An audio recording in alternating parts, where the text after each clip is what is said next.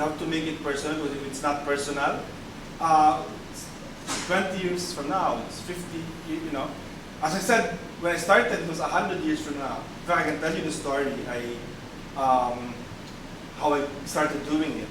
I actually wanted at first to do something that I was doing already, which was on forestry in the Philippines, or law of the sea, which obviously is important for the Philippines. But then my mentor, one of the top international law professors in the US, said, you're here for a couple of years, do something intellectual, do something, maybe not important, just something you enjoy, you know what I mean? And also he said, I think you want to go back early to the Philippines, so do something that's easy to do and not something very complicated that requires field work.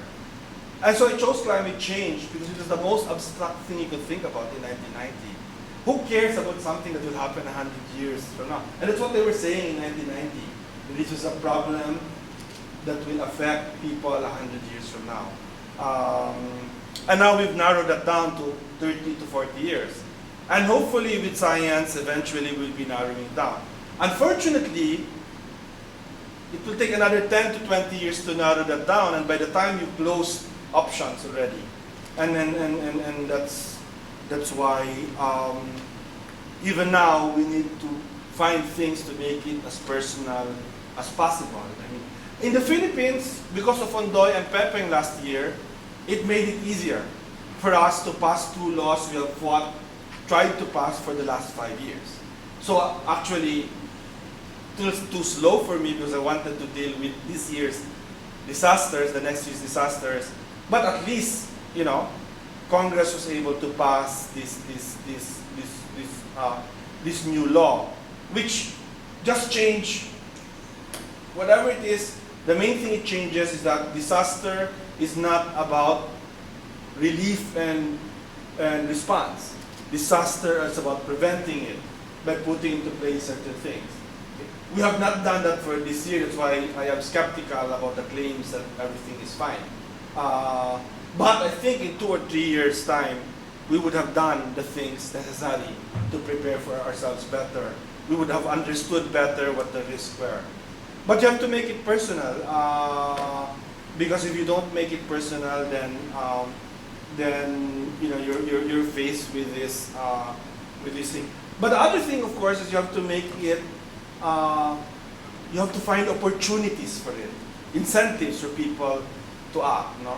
In the field of forestry, the one that I'm responsible for internationally, I run the negotiations on forests.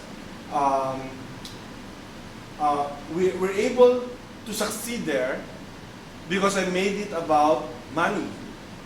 And money always motivates people, right? And motivates countries. But I made it about incentives for countries. When I say we actually should be we. I was just a facilitator for doing that. But here I don't have China. It's so difficult to get somewhere in the global negotiations, particularly because of the two most powerful countries in the world, China and the United States. I mean, they're almost at loggerheads at almost everything. I mean, and some for good reason, like it's a fight over democracy. Of course, I won't always side with the United States. But some for bad, not really for good reason. Like there's so much fear of China in the United States, which I don't think really. There's no need to be afraid of that. I mean, China, for all of its strengths and its changes in China, is still a long way from overtaking the United States. But simply because you have what, at least 800 million poor people in China. And when you have that, that's the priority of the government. I mean, to deal with that. So it's just very, very different from the United States, where there's poor people as well, but not that kind of magnitude of 800 million, where all of your resources has to be focused on that. But anyway, and so for me, it's a red herring to be afraid of China if I were an American, But the politics is such that it's easy to use China as an excuse for doing a lot of things that there are other reasons why that's But and then the third thing, so I said find the incentives for people to act in favor of climate change, in favor of environmental things for the planet. And the third thing actually is children. I actually prioritized going to schools. If you ask, actually when I told my wife I was doing this, she said, why do you do this? Here, I have my schedule is kind of complicated. For my Facebook friends, you follow me, it's like a very complicated, schedule. I mean,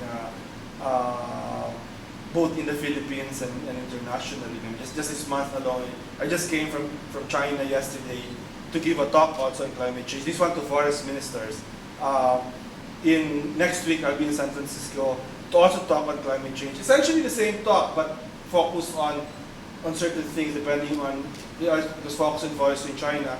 In San Francisco, I'm talking to grant makers, to a few hundred foundations, American foundations, and they're actually asking where they should invest their money in for climate change. So I'll give a talk to that.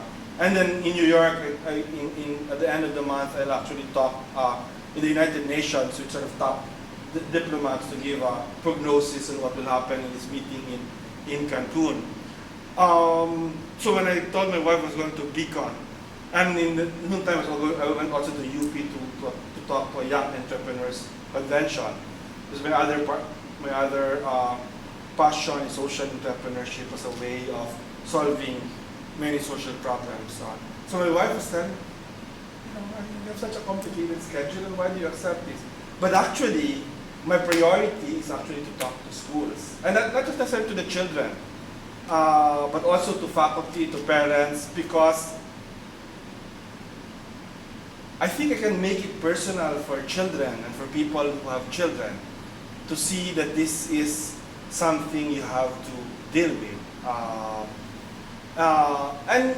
And the only way to scale up the response is to have as many people actually understand what is at stake and sort of remove it. That's why I actually like that video I showed you, because it actually explains it in the simplest way. I mean, actually much better than Al Gore's movie did. I mean, I think a person living in a squatter area in the Philippines, a slum area, would understand that, seeing that. So you have to make it personal, as I said. I mean, and I think with children it becomes personal, because my experience is they get it and they know that this is the world that they will have to live with and that they will have to respond to.